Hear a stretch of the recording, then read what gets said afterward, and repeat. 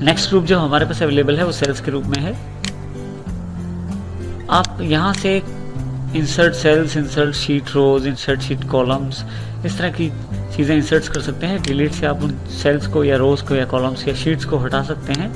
Format से आप उनको फॉर्मेट्स भी कर सकते हैं। मान लीजिए यहाँ मैं इस रो को सिलेक्ट कर लेता हूँ, सुमित रो को, इंसर्ट पे क्लिक करूँगा। इंसर्ट अगर मैं शीट रोज करता हूँ तो एक नई रो मेरे पास अवेलेबल हो जाएगी। मान लीजिए सिर्फ एक सेल सेलेक्ट कर लेता हूँ तो इंसर्ट सेल्स पिक करता हूँ। ऑप्शन मेरे पास अवेलेबल हो जाएंगे कि जो सेल्स बाकी हैं इसके साथ वाले, क्या वो सेल नीचे चले जाएं या सेल्स राइट चले जाएं या पूरी एक लाइन नहीं मेरे पास आ जाए या पूरा कॉलम आ जाए। मान लीजिए मैं सेल्स डाउन कर देता हूँ तो जैसे ओके करता हूँ, देखिए एक एक सेल्स मेरे पास नीचे चले गए हैं।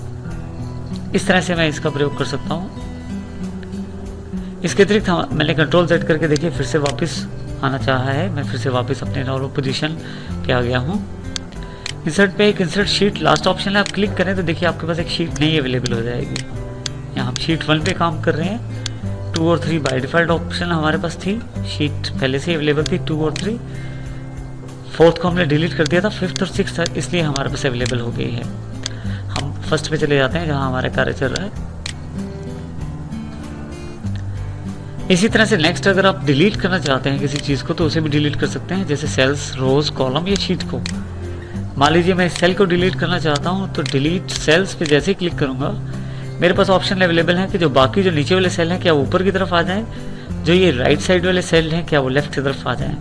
मैं शिफ्ट सेल्स लेफ्ट पे क्लिक करके ओके कर देता हूँ तो देखिए जितने भी सेल्स हैं वो लेफ्ट की तरफ शिफ्ट हो गए हैं। इसके अतिरिक्त मैं चाहूँ तो पूरी की पूरी ये रो उड़ा सकता हूँ, जिससे डिलीट शीट रोज करके पूरा रो गायब हो जाएगा। यहाँ से कॉलम करूँगा तो जहाँ मेरा कर्सर है, ये जो सेल सिलेक्टेड है इसका कॉलम रेंज ये आता है। अगर मैं इसको यहाँ क्लिक करके डिलीट करता हूँ कॉलम को तो पूरा कॉलम डिलीट हो जाएगा। और अगर मैं डिलीट शीट करता हूँ तो शीट चली जाएगी। एक्टिव शीट को मैं डिलीट ना करके शीट 6 पे जाता हूँ, डिलीट पे जाके डिलीट शीट करता हूँ, देखिए शीट चली गई मेरे पास। इस तरह से शीट 5 पे जाके डिलीट शीट करता हूँ, वो शीट पे चली गई। तो इस तरह से मैं शीट डिलीट कर सकता हूँ अपने। नेक्स्ट ऑप्शन जो सेल्स ग्रुप में हमारे पास अवेलेबल है वो है फॉर्मेट के रूप में। फॉर्मेट का प्रयोग करने से पहले देखिए जैसे मैं इसकी रोज की हाइट और सेल्स की विड्थ बढ़ा लेता हूँ। इसके लिए माउस 2 कॉलम्स के बीच में रखें और जितना विड्थ बढ़ाना चाहते हैं वो बढ़ा सकते हैं। इस तरह से आप 2 रोज के बीच में अपना माउस का कर्सर रखें, प्लस का निशान आते ही उसे नीचे या ऊपर की तरफ करें तो देखिए मेरे पास हाइट अवेलेबल हो जाएगी रो की। अब मैं ये अपना टेबल सेलेक्ट कर लेता हूँ। फॉर्मेट पे जाते हैं, यहाँ से रो हाइट, सबसे पहले रो हाइट अवेलेबल है। रो हाइट पे अगर क्लिक करता हूँ, जो रो हाइट मैं देना चाहता हूँ वो दे के मैं ओके कर दूंगा तो उस रो हाइट के अकॉर्डिंग मेरी रोज आ जाएंगी। देखिए वो रोज 25 जो उसकी हाइट दी है उसके अकॉर्डिंग सेट हो गई हैं। कंट्रोल Z करके नॉर्मल पोजीशन पे वापस आ रहा हूँ मैं। फिर से फॉर्मेट पे ऑटो फिट रो हाइट है। देखिए अगर ध्यान दें तो कोई मेरी रो बहुत बड़ी है हाइट में, कोई छोटी है। तो अगर मैं सबको बराबर करना चाहता हूँ तो सिलेक्ट करके फॉर्मेट पे row auto fit row height click कर दूंगा तो देखिए सभी रोज इक्वल साइज में अवेलेबल हो गई हैं। इसी तरह से मैं कॉलम विड्थ एडजस्ट कर सकता हूँ, जो कॉलम विड्थ मुझे चाहिए। मान ली मुझे 25 की कॉलम विड्थ चाहिए तो जैसे ही एंटर करूँगा 25th कॉलम विड्थ अवेलेबल हो जाएगी। 25 के हिसाब से कॉलम विड्थ मेरे पास अरेंज हो जाएगी। इससे जो मेरी कॉलम विड्थ है वो 25 हो जाएगी। कंट्रोल Z करके नॉर्मल पोजीशन पे वापस आ रहा हूँ मैं। फिर से फॉर्मेट पे जाके देखें ऑटो फिट कॉलम विड्थ अगर मैं क्लिक करता हूँ तो जितना ज़्यादा डेटा लिखा है उसके अकॉर्डिंग अपने आप को विड्थ सेट कर लेगा, जिससे आपके जो शीट है उसमें कम से कम जगह ये लेगा। कंट्रोल Z करके नॉर्मल पोजीशन में फिर से वापस मैं चाहूँ तो डिफ़ॉल्ट विड्थ सेट कर सकता हूँ कॉलम की। अगर आप ध्यान दें तो E, F और G ये जो कॉलम्स हैं हमारे पास, इन पे अगर मैं 40 की विड्थ दे देता हूँ तो ये बहुत बड़े हो गए हैं। देखिए जो सिलेक्टेड डेटा है उस पर नहीं, E, F, G। तो अगर आप इन पे ध्यान दें तो ये जो कॉलम्स हैं इनकी जो विड्थ है बहुत ज़्यादा बड़ी हो गई है। तो इस तरह से मैं यहाँ से फॉर्मेट से डिफ़ॉल्ट विड्थ सेट कर सकता हूँ, जो डॉक्यूमेंट की डिफ़ॉल्ट विड्थ हो सकती है। मैं 15 कर देता हूँ तो देखिए 15 पे अवेलेबल हो गए हैं। आप चाहे तो रोज और कॉलम्स को हाइड भी कर सकते हैं। सेलेक्ट कर लेते हैं हम इन रोज को।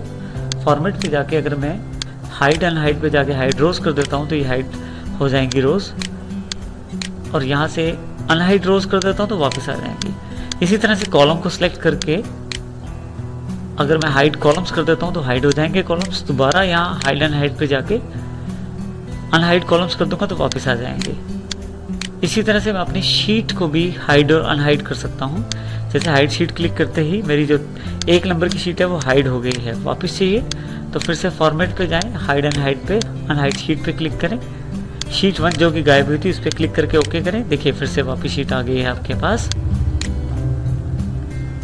इसके अलावा हम चाहें तो शीट जो है हमारी उसे रीनेम कर सकते हैं। जैसे हमारे पास शीट 1 है, रीनेम करके जो मैं लिखना चाहता हूँ, जो नाम शीट का देना चाहता हूँ वो दे सकता हूँ। जैसे क्लास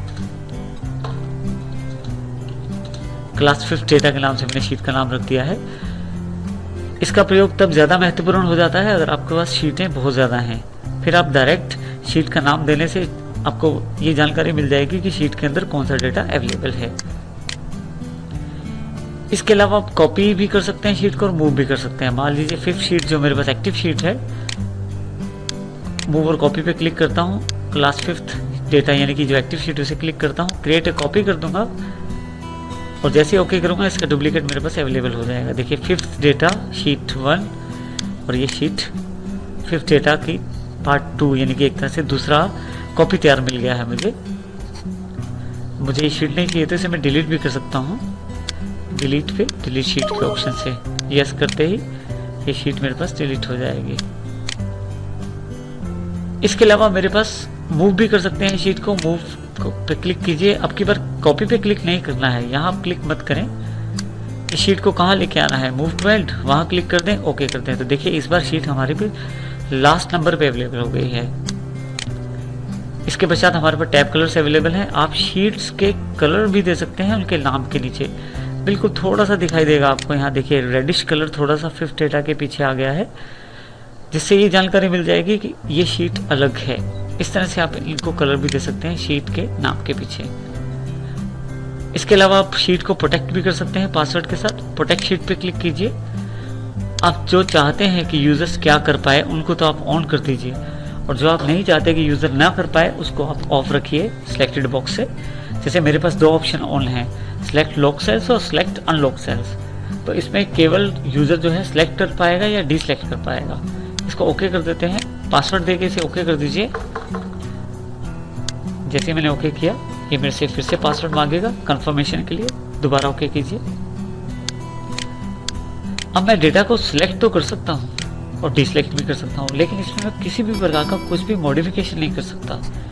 मॉडिफिकेशन करने के साथ ही आपके पास मैसेज जो आया है, the cell or chart that you are trying to change is protected and therefore read only. इसका अर्थ यह है कि आप जो डेटा आपके पास अवेलेबल है उसमें आप किसी भी प्रकार का कोई भी चेंज नहीं कर सकते। डेटा को अनप्रोटेक्ट करने के लिए फिर से फॉर्मेट पे जाके अनप्रोटेक्ट शीट पे क्लिक कीजिए। जो पासवर्ड आपने दिया था दोबारा दीजिए। जैसे आप ओके करते हैं फिर से एडिटिंग के सारे ऑप्शंस आपके पास अवेलेबल हैं। इस तरह से फॉर्मेट जो ऑप्शन है इसका प्रयोग करके हम अपने रोज की हाइट बढ़ा सकते हैं, कॉलम की विड्थ बढ़ा सकते हैं और अपने डेटा को प्रोटेक्ट भी कर सकते हैं।